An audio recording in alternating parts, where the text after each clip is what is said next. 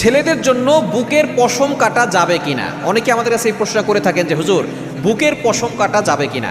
আমাদেরকে মনে রাখতে হবে আমাদের শরীরে যে চুল আছে অথবা পশম আছে এগুলো তিনটা ভাগ রয়েছে। একটা ভাগ হচ্ছে রাখতে হবে এবং কিছু জায়গা হচ্ছে যে আপনি এটা রাখতে পারবেন না, এটা ছাঁচতে হবে অথবা চেঁচে ফেলতে হবে।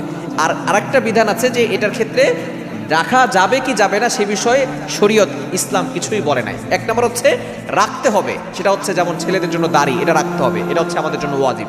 এবং মেয়েদের জন্য চুল এটা রাখতে হবে, কেন মেয়েদের সৌন্দর্য হচ্ছে চুলের উপরে। আপনি যদি চুল ছোট করেন, চুল কেটে ফেলেন, তাহলে আপনি গুনাহগার হবেন। দাড়ি যদি আপনি কেটে ফেলেন আপনি গুনাহগার হবেন। হ্যাঁ, কাটার কিছু সিস্টেম আছে, যদি অসুন্দর দেখা যায় সেটা ভিন্ন বিষয়, ভিন্ন মাসালা। দাড়ির ক্ষেত্রে অবশ্যই আপনাকে এক মুষ্টি রেখে তারপরে আপনি যতটুকু কাটেন সেটা কাটতে পারবেন, তবে অবশ্যই আপনাকে এক মুষ্টির বেশি আপনাকে রাখতে হবে। এবং দ্বিতীয় নাম্বার হচ্ছে কিছু কিছু জায়গার পশম আপনাকে ছেঁচে ফেলতে হবে, যেমন আপনি মোচটাকে ছোট করবেন, তারপরে আপনি বগলের নিচে নাভির নিচে যে পশমগুলো আছে সেগুলো আপনি কেটে ফেলবেন, আপনি এটাকে ছেঁচে ফেলতে পারেন, এটার আপনাকে ছেঁচে ফেলতে হবে।